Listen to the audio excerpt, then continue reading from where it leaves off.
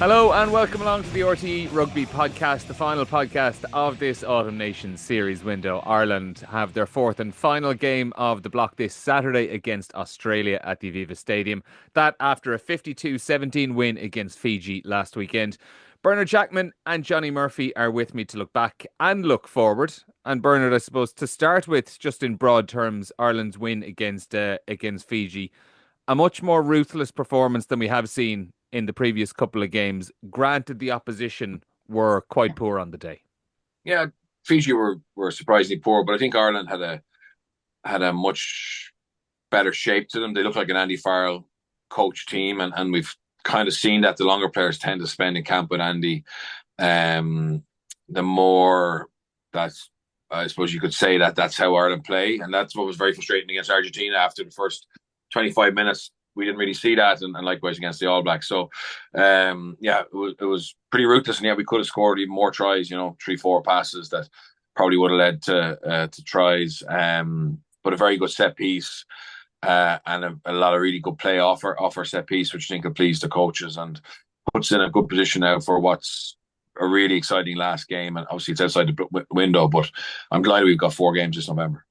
Yeah, the attack, particularly the attack off the set piece, Johnny, was quite inventive and interesting as well, because there was a nice variation to the tries, where that first one, it was the same line-out move they went back to from last week, from the previous week against Argentina, where on that night you had Ronan Kelleher sweeping around and popping and going himself.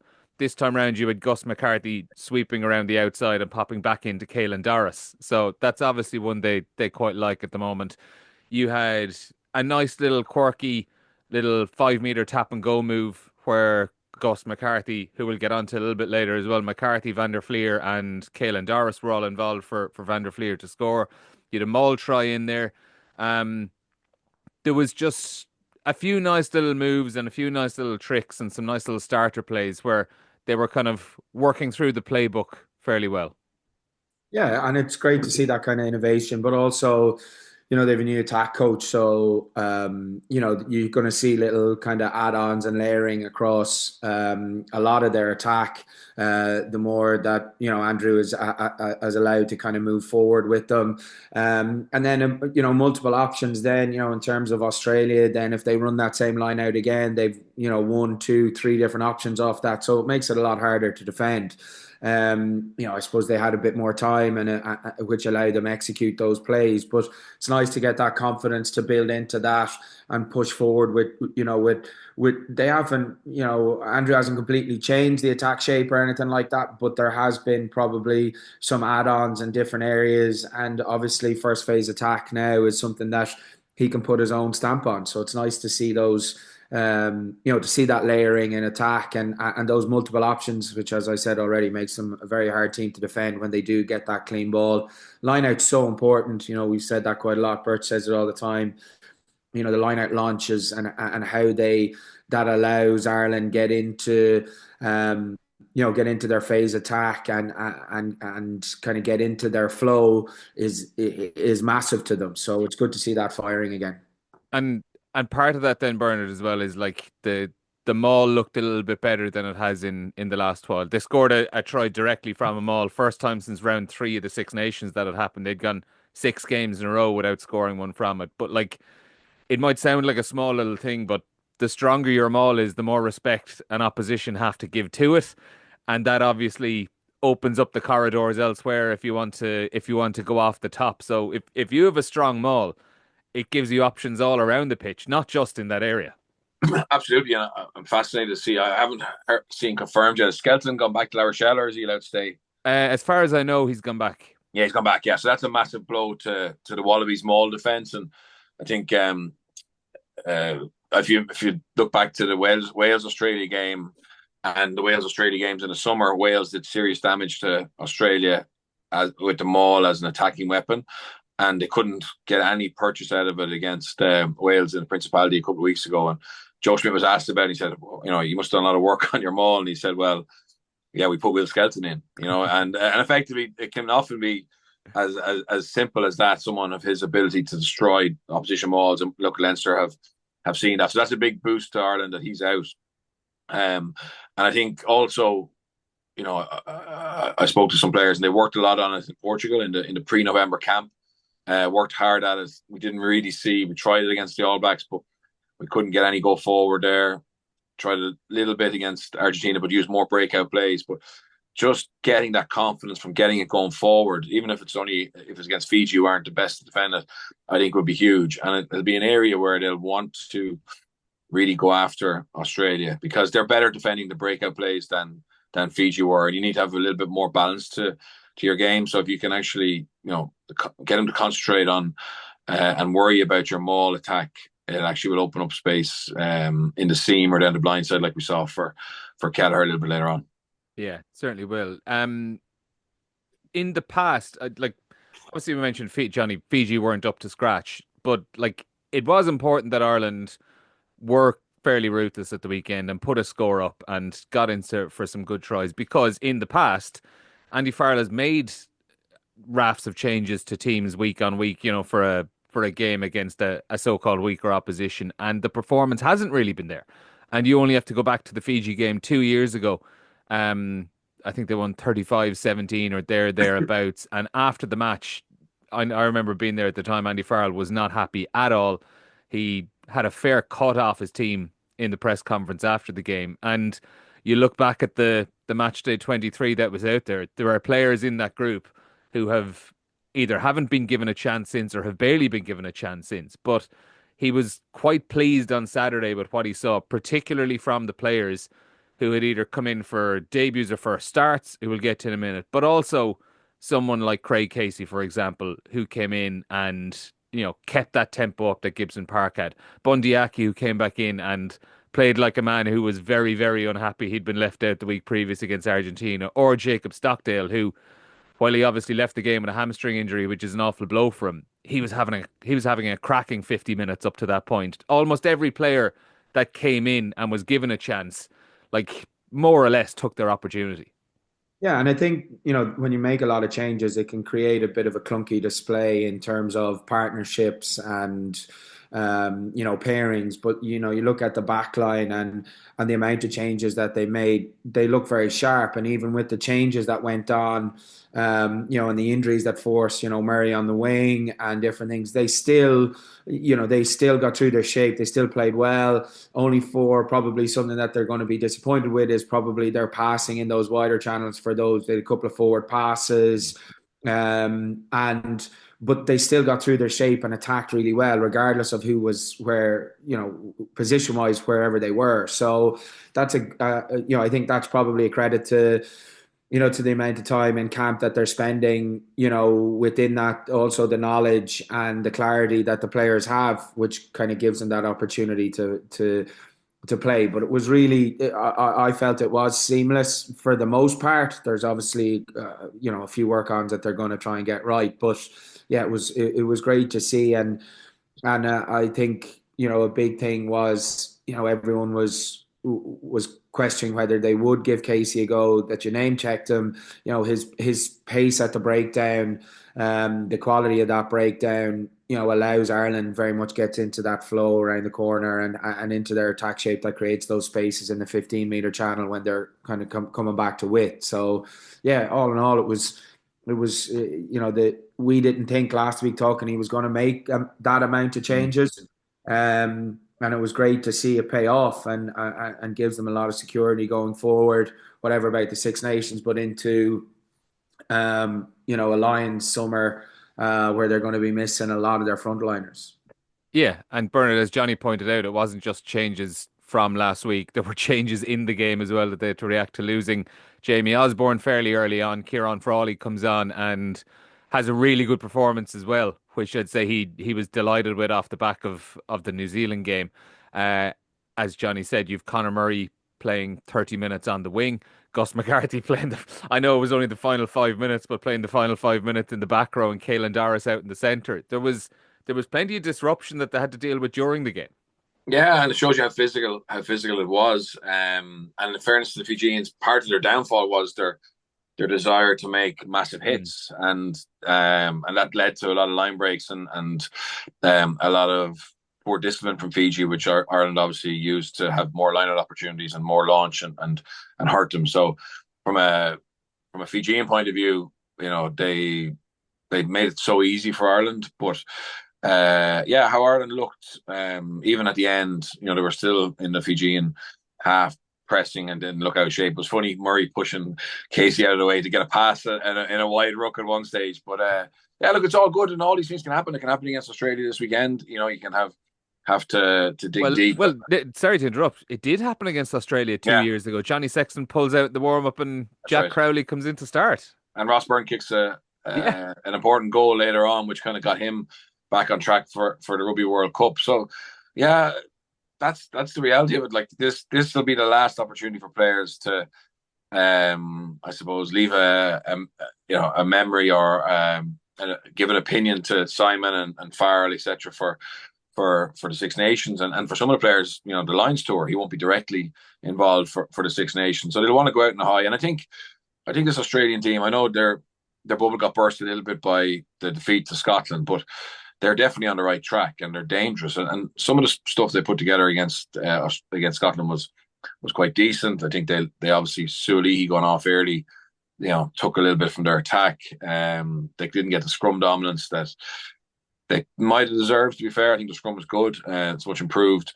And I think this is a proper test for us because their breakdown work is good. They're nice and athletic. They're very good in the air, which didn't become a key factor against Fiji, but it wasn't great for us against Argentina or the All Blacks. So there's plenty of things to ponder on, and makes this game fascinating in different ways.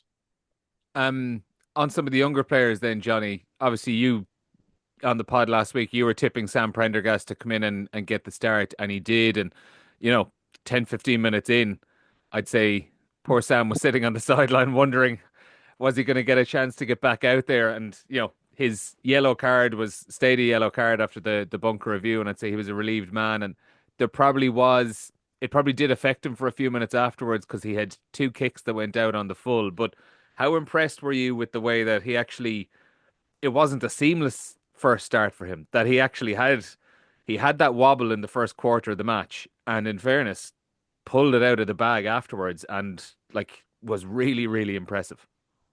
Yeah, I think, look, on the yellow card, I personally, watching it at the time, I thought it was going to be upgraded and what they were talking. So I was a bit more, I suppose, gutted for him in that sense. But then, thankfully it stayed as a yellow. I suppose, knowing Sam, the big thing that I knew, regardless of the mistakes, was that he has an incredible, mental capacity just to park mistakes and move on. That spiral that goes out on the thing, they get a bit lost in attack shape, and that happened a couple of times in the first half, which I'd say he probably won't be necessarily too happy with, and that's obviously one of their main work-ons. It's actually quite a nice spiral. It's just 3 or 4 yards too much, and then kicking the ball dead off the penalty. But he always had the ability to bounce back after mistakes, and I never really doubted that wasn't going to be the case. I think, you saw his ability taking the ball to the line and creating space for other players, very much so. And I think, as Birch already said, the want from the Fijian players to make those tackles on that line, allow them get at those seams that were being left by those guys kind of shooting out or targeting players, and they exploited it very well. But yeah, no, I never had any doubt in terms of his mental fortitude after a couple of mistakes to come in. When Birch and I had him in school, he threw an intercept in semi-final of the cup in the first 60 seconds, and we came back and won the game, and he was probably man of the match. So, and he was only a 17-year-old, a fifth year. So it's a big, there was never any doubt that his mental capacity to shift and move on from mistakes is certainly there. Farrell was very impressed with him after the game as well, Bernard. Yeah, and I think he is very impressive. Johnny knows him much better than I do, but he is very impressive as a leader, for his composure, for his ability to take on information and then disperse that to the players. I was there quite early, and maybe an hour and a half before the game, and the backs were just out on the pitch. I was just going out for a walk, and he got him into a huddle, and you could just see him just reconfirming what the plan was, and that's the ten's job. It's not rocket science, but Mhm. I know from my experience of him, when he does talk like that in front of a group, it's with clarity and composure, and you believe him. You believe him, and he knows his role within it, and that's and he has the skill set to do it as well, as Jack does, or Frawley does. But I suppose the reason we're talking about Sam even more is because he's young. He's 21. He hasn't had a huge amount of time in a Leinster shirt in massive games, but yet he looked very composed and capable what was a big test match. It was one-sided test match in the end, but it was a big test match, and Ireland had to go and put Fiji away, and he had lots of moments within that which led to that, and positive moments, and he had some tough moments as well. So yeah, it's fascinating. I'm fascinated to see selection this week. I personally would go with Jack, but I got a sense from the way Andy was talking that maybe there's momentum with Sam, but or maybe he'd pull a rabbit out of the hat and Frawley gets a chance. You know what I mean? Which I think pre-competition, pre-November, we would have said Frawley deserves to start at 10. But now he seems to be the forgotten man completely, despite really only having a period against the All Blacks, which is very poor. But we're not going to write someone off because of that, are we? And then a good linked up quite well with Prendergast and no, 100%. I am on Saturday as well. Yeah, I do think that's and caught one hell of a rib tickler as well during the first half. No. Well, first that's that's why he's good. That's why he's good, because he does take the ball to the line, and put himself in harm's way. So, definitely, I think Ireland benefit from having two playmakers, and I said that earlier on. It's just how we get there is the challenge. Is the challenge, and maybe that's why Frawley could be number 22 for a long time as well, because obviously he covers fullback, he covers centre, he covers 10. But I wouldn't be against if he got to start this week. I wouldn't have any issue with either. I think he's a very talented player, and the whole thing, think Ireland's one thing, but next week for the Champions Cup with Leo and Leinster, who plays 10? I mean, Ross obviously will probably play Friday night up in Belfast. Is he the man in possession? It's fascinating. Yeah, it's going to be very interesting to see. My money would be on Jack Crowley to start this weekend, more so just because breaking the fourth wall. He was up for media duty yesterday, so generally a sign that you're going to be in the team. Sam was up last week as well. One of the other bits then, on speaking of the not quite a debut for Sam Prendergast first start, but of the debutants, Cormac Izuchuku and Gus McCarthy. Johnny, I don't know who exactly was picking player of the match last week. I cannot believe Gus McCarthy didn't get it. I know Bundyaki was brilliant, but a 21-year-old on debut scores a try, 3 direct assists, and had a hand in another try as well. The one off the 5-meter penalty where he pulls back that lovely pass. I mean, talk about a dream debut and a dream season for a young lad. Yeah, and I think that he was playing Senior Cup rugby 2 years ago. So for a front row to be able to do that within that time frame is incredible. And I think it probably shows what the purpose of the Emerging Ireland tours are, but also the position that those development players, when they name a squad, and those 3 or 4 development players, when they come in and they back them, if they impress, and this was something that Andy said last week, if they impress and they go really well, then they've no problem throwing them in. And I think that's casting the net wide. It's giving guys opportunity now, potentially with the hooker situation. Their hands might have been forced a small bit given the amount of injuries, but injuries create opportunities for other people, and guys, because of injury, can make careers for themselves. But you have to take the opportunities that are given to you. And Gus McCarthy is one of those guys that has grabbed every single opportunity that he has been given, because of those opportunities. And not only what a week, but what a 3 months it's been for him in the lead up to it. And I was incredibly impressed. And again, a couple of shaky lineouts early doors that creates, a bit of extra nerves for him to deal with that, come back even stronger, finish in the back row. Like, fair play to him. It was a really, really good performance, and adds a bit of depth. Okay, again, Fiji, so there is that Mhm. kind of stuff, but it does give us, in positions that potentially you're worried about, maybe 12, 18 months ago, we're worried about 15 with Hugo Keenan. Those opportunities for guys when they get them, when they take them, it creates an extra name on the depth chart at that international level, which is really good. The elephant in the room, though, Bernard, is that when Dan Sheehan is fit and when Lee Barron is fit and when John McKee is fit, that's, and throwing Ronan Keller as well, that's five hookers at Leinster. And people are going to be wondering, well, obviously Gus McCarthy would have come into this season, realistically was probably the fifth choice at Leinster.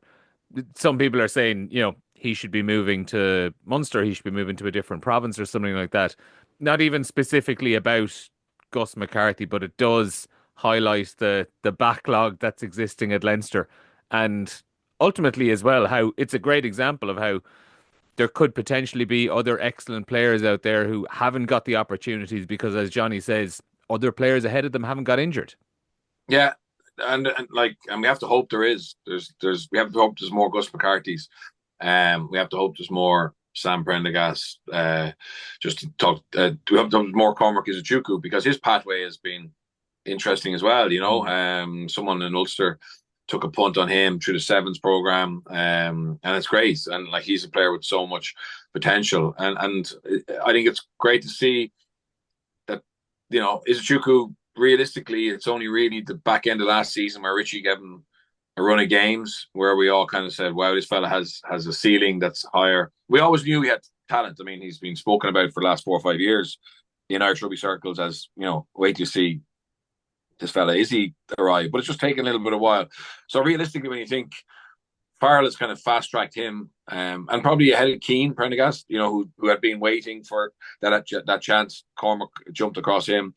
Sam's been fast tracked. Gus has been fast tracked into the test team. Obviously, Jack Boyle, Clarkson has been fast tracked to a certain extent. Okay, injuries played their way in that, but that's often the case for a lot of players to get their chance. So I think we can actually feel a lot better about ourselves that some of the opportunities that have been given have been taken, and we will leave November with a bit more depth in certain positions than we started. Probably the one that we were most concerned about was prop. And okay, Tom Clarkson has done quite well in limited game time. We're probably not going to leave November in massive in brilliant shape. The Tom O'Toole to Loosehead thing is still an experiment, So that's probably the still area of concern. But hooker wise, yeah, God, we're in a great place. I mean, feel for Dave Heffernan a bit. Obviously, came into camp and has been sent and gone back to Connacht without getting any game time, but that's elite sport. And Gus took his chance and is now going to be someone that Leo will have even more confidence to play.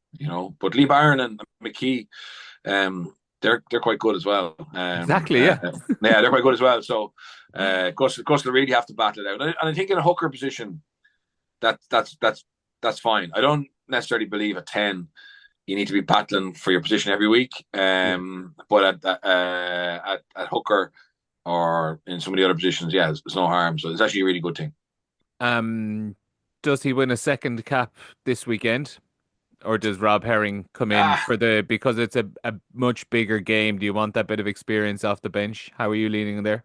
Yeah, I'd be going for Rob Herring off the bench. I think Rob is a very tidy, accomplished player, vast experience, very good set piece hooker. And I think the set piece will be key. Gus is good thrower, but this will be another level up. And I would stick with Herring this weekend. I think it's a big game for Ireland. It's obviously the 150th anniversary. It's a chance to finish off on a high, really build confidence for the Six Nations. So yeah, I think anyone who plays this weekend, it's because Farrell believes they can help us win rather than a little bit of experimentation.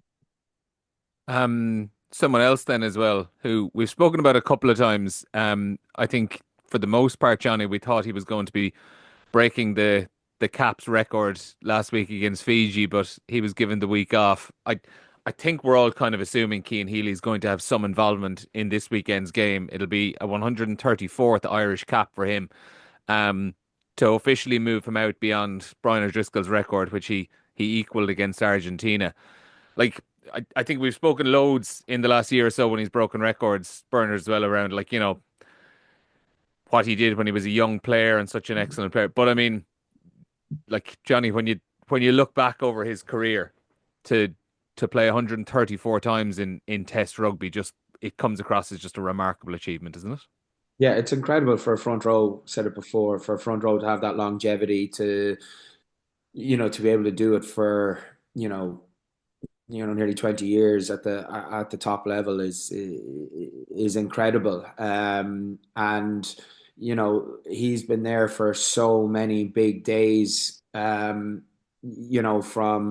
I said before, we were on a Churchill Cup together in 2007, 2008. And he came off that. There was a lot of guys that came off that. Under 21s, under 20s World Cup winning side. Like, he was on Earlsey's team, Ian Keatley, Darren Cave, all those guys that, are no longer playing now. And it's incredible and it just shows, kind of, particularly for him to come back after the injury pre-World Cup, I think, and I said this before, is the biggest testament to his professionalism and how he goes about his job on a daily basis. So yeah, it's incredible, and I suppose it's a really nice moment.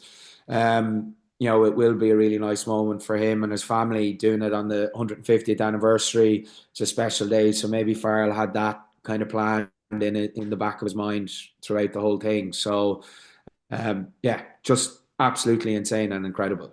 Fair play. Like, he was obviously on the pitch, when they won in 2009.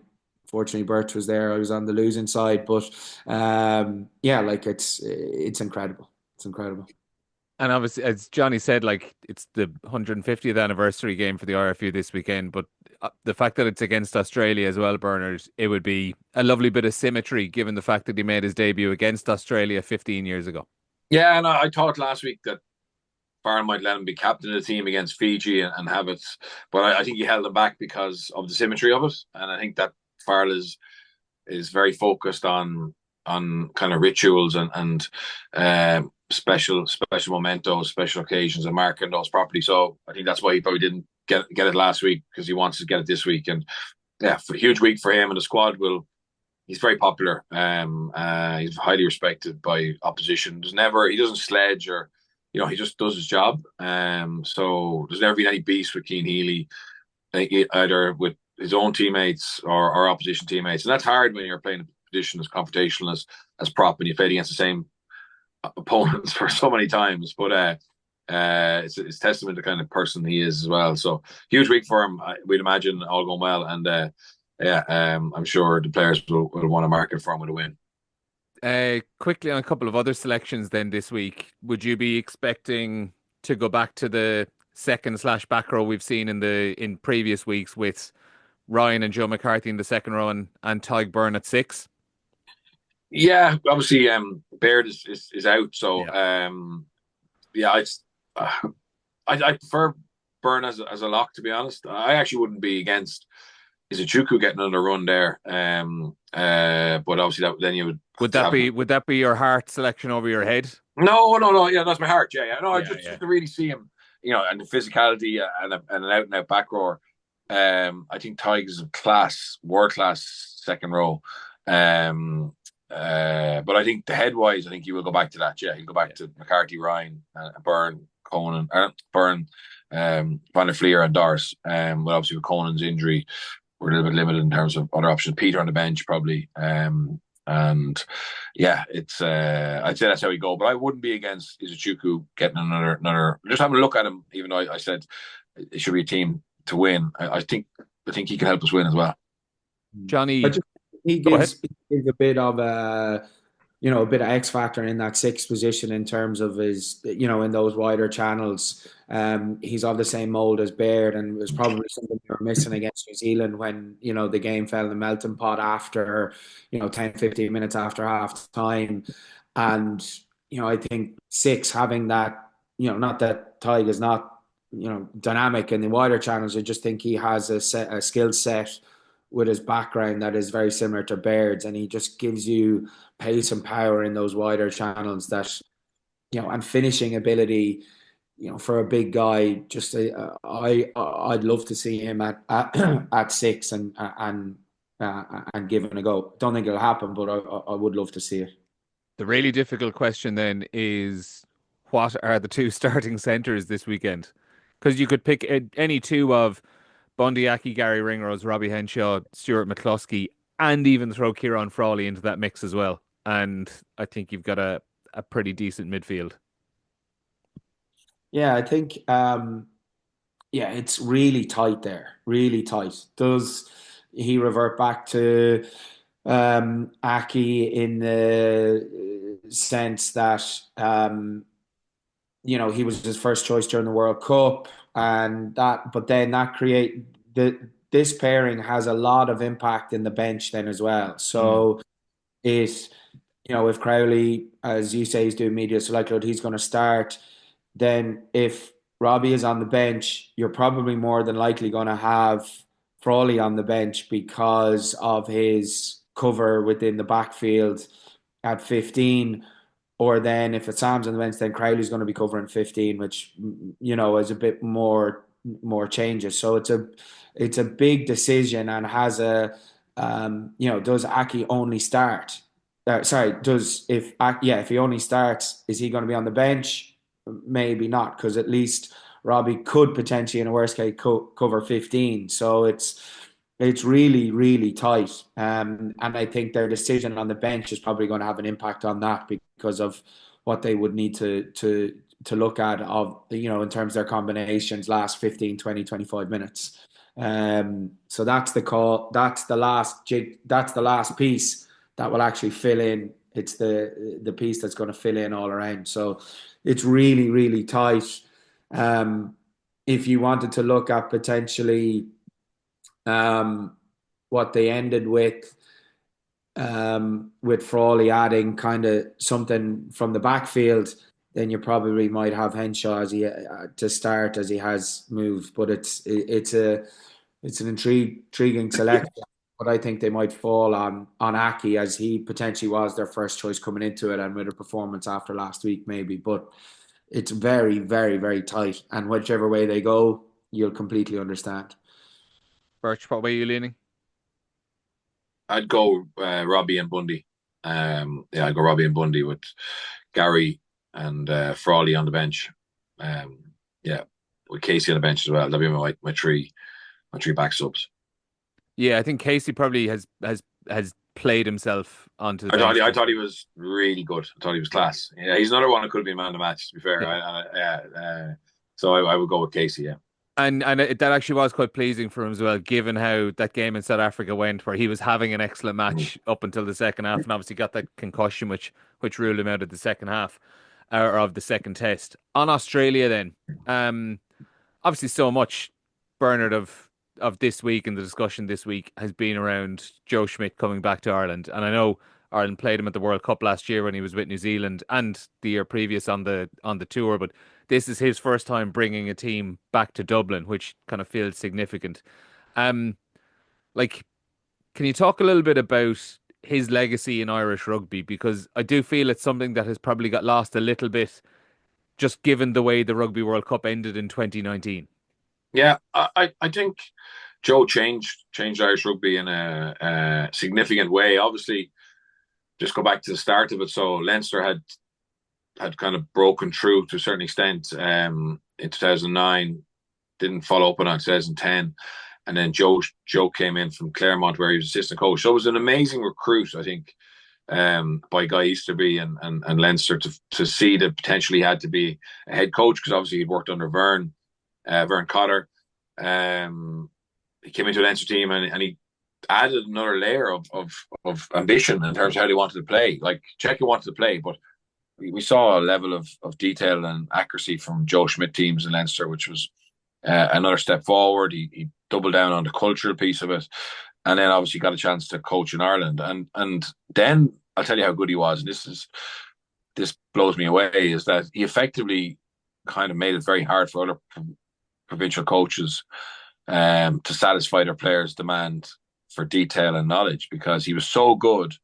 They were going back to their own provinces and feeling it was 3 steps down. And he actually ended up getting a few coaches sacked, not on purpose, but just because they couldn't live with him. And players who were in Irish camp were coming back and saying, look, this isn't how Joe sees it. This isn't how Joe trains. This isn't how Joe does videos. And like, that's very rare, Neil, and Johnny would know this, is where a coach is so far ahead of the game that everyone else really struggles to keep up, or certain coaches struggle to keep up. And hence some of the things he spoke about, some of his principles, some of the way he coached is still being used. You know, like the Irish breakdown wouldn't be a million miles away from the principles that Joe had. And some of our attacking plays would have been similar to what Leinster would have used before he went into Ireland. And he's probably our memories of him, our respect of him in some ways, can be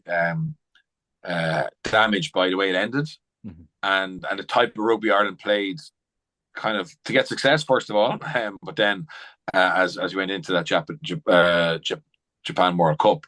But I think Joe, what he's very good at is actually looking at what he has, looking at the laws, looking at the trends, and then building a game plan or game model. So we saw what Leinster he wanted to play because he felt he had the skill set, and the Champions Cup and the Pro 14 at the time, you know, it wasn't test match level, so you could play. And then he got test match level with Ireland, and it was more of a closed kind of game plan, but it was geared to winning.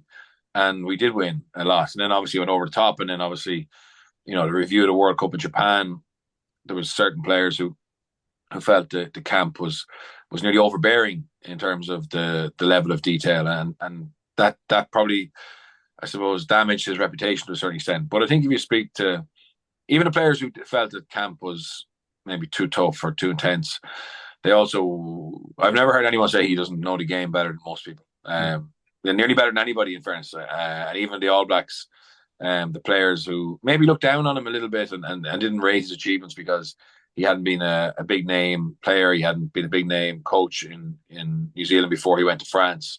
I think when they got exposed to him in that year before the World Cup and during the World Cup, they realised how gifted he is, and the Aussies are realising it as well now. And he was probably the only man who could have saved Australian rugby short term, and I think he will. I think no matter what happens on Saturday for this Lions tour, Australia will be no walkover. Yeah, like he completely revolutionised the breakdown. Like teams all over the world have copied him to this day. You know, like he brought in, what are called barrels, left and right, people hitting at the same time. You clear the left side, you clear the right side, knowing the detail around where you'd go first, second, third phase, and the ability to move, as Bert said, put the right people in those right spaces that they know exactly, and that clarity up to sometimes third, fourth, fifth plays. Like it was, he's had a lasting, his legacy is going to continue on, obviously, but in terms of now, when people look back at the game currently, Joe Schmidt is written all over it for other teams all over the world, purely because of how he revolutionized the breakdown. Like he completely transformed that area of the game and was so far ahead when Leinster really started hitting their straps post Christmas in his first year, that Leinster were nearly impossible to play against because people hadn't seen breakdown like this before. and you'll be certain he'll have a plan for Ireland on Saturday as well. We are almost out of time, fellas. I do want to ask you though, the little bit of news provincially. Obviously, there's URC games coming up this weekend as well. But the big news at Munster, Bernard, over the last week or so. So on Friday, we had the announcement that Andy Kyriakou has departed with immediate effect as forwards coach, following on from Graham Roundtree's departure. Then on Monday, it was confirmed that Alex Codling, the Ireland women's forwards coach, is stepping in till the end of the season to work with Munster, kind of double jobbing as forwards coach across the two. And then yesterday morning and yesterday afternoon, we had Denis, Leamy and Mike Prendergast both signing up for 2 more years each, defence and attack coach. Most people have been talking, well, I say most people, most reports have been saying that Prendergast has been the most likely candidate to be head coach. In your opinion, would the fact that he has signed an extension as attack coach, does that necessarily rule him out of being the main man next season? No, I don't think it does. I don't think it does. I'd imagine those discussions were have been had. I'd say they're going to wait and see how the next block goes. So obviously Lions this weekend, and then December's a big month for all provinces. But I think he has a cracking chance of being head coach, head of rugby, some role like that. And obviously they then have Mossy Lawler, who's he's in the system there. I think he's skills coach. I could be wrong on that. Yeah, skills coach. Yeah, so he could obviously step up then to take backs attack, take on more responsibility, and let Mike free him up obviously to the overall game plan. Look, I think it's, if you're reading a book on how to PR your way out of crisis management, the sequence of events the last few days, tick the box. So Andy Kiraku's departing for personal reasons. Codling is coming in Monday. Obviously seconded by the IRFU, working with the women's team. And my understanding is he's only going in for 2 months. He's going in for 2 months and then he goes back to the Women's Six Nations as it stands. But I think Sean Cronin is going to step up and take on some responsibility around the scrum and be an understudy to Codling. So obviously they would have continuity there. If Codling has to go back to for the Women's Six Nations. So that's smart. And then obviously give stability in crisis, tie down to your main coaches, Leamy and Prendergast. And the title I don't think really matters. It's just the fact they're now going to be Munster coaches for the next 2 years, and how Munster reorganise or restructure, that'll play out in time. Someone's sending around photoshops of Stuart Lancaster being linked to come back to Munster, because obviously Stuart's in a bit of a tricky patch at the moment of Racing, but hopefully that passes and he gets to build what he wants to build there. But will Stuart Lancaster be the coach that Munster want, or I don't know what structure they want. I think, when Razzie got the job, they said that they've done a review and it's a director rugby type is what they want. So, and I think with Leamy and Prendergast tied in, maybe that's the role they will go for again, or maybe Costello will do that. I don't know how they're going to restructure, but I do think it's smart to basically lock down the two guys who have been there and are young coaches who from the province and have loads of ability and passion for their job. So that's well done by Munster. Yes, like Johnny, whatever happens, like it just puts a bit of stability on the whole thing.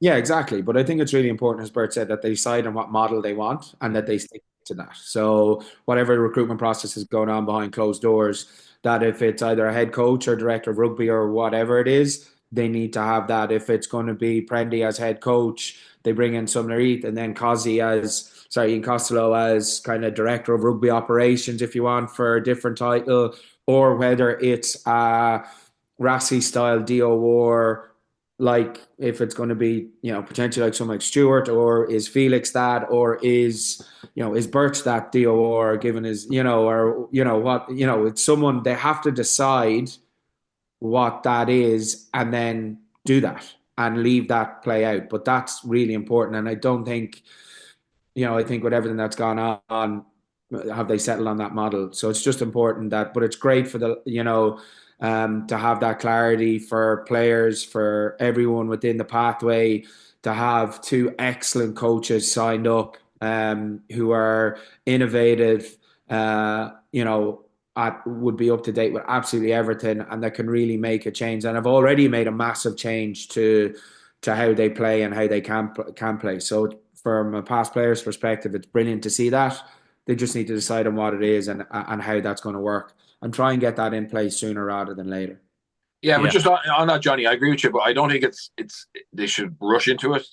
So like I actually think this would be a good chance to be really look at all aspects of Munster rugby, the club game, how they're going to develop players, etc. And then wants to decide. Like I not do a Wales on it and take a year to do a review, but certainly work out what model suits Munster best, and then who are the people that can deliver that. And like I know the rugby operations role that Ian Costello took on, that was from the word from Munster was that was a really important role for Munster. So if Ian Costello becomes a DOR, well then you got to put someone really good into that. If that's the model you're going to go for. So I actually don't have any issue if it takes 3 or 4 months, or if they don't hire that person or people till the summer, as long as they're the right people. Yeah, and that's kind of what I'm saying. The pathway needs to be looked at. Like they had a very difficult year this year in terms of their underage stuff. They need to have a look at what is, do they go back to the essence of what Munster Rugby is and build on the AIL and build through. And you saw that this year with a number of players coming through from a good Gary Owen side who have made debuts and played well. But they have to have an overall review and do it quickly to get something sorted, hopefully by the summer. But their pathway needs to be looked at and needs to be, really decide what model is good. Is it schools? Is it not? And there's a lot at play there in terms of socioeconomic stuff, what, the investment that's gone into hurling. That has affected, because, people who are asked what club they were 10 years ago when I was there, they'd say Young Munster or Shannon. Now, a lot of the kids from 16 to 20 are saying, "Oh, I'm the Piershig," or like they're naming hurling clubs. So there's a lot at play there, and they've seen what that dynamic and what that shift has happened. It's trying to fit the model because there is massive opportunity and massive potential within Munster Rugby, and it's to get we all want to see what is best and figure out their best model for them. Well, for Munster, the season starts again on Saturday, hosting the Lions Saturday evening, 7:35 at Thomond Park. The other URC games earlier on Saturday evening, Connacht hosting the Bulls. That's a 5:30 kickoff live on RT2 and RT Player. And Ulster and Leinster on Friday night. That is live on RT Player. Kickoff at 7:35 on Friday evening. And of course, then as well on Saturday afternoon, 3:10, live commentary on RT Radio 1 of Ireland against Australia in the IRFU's 150th anniversary game. Fellas, it's been great having you on the podcast again this week. Thanks a million for joining us, and we'll speak to you again soon. Cheers. Thank you.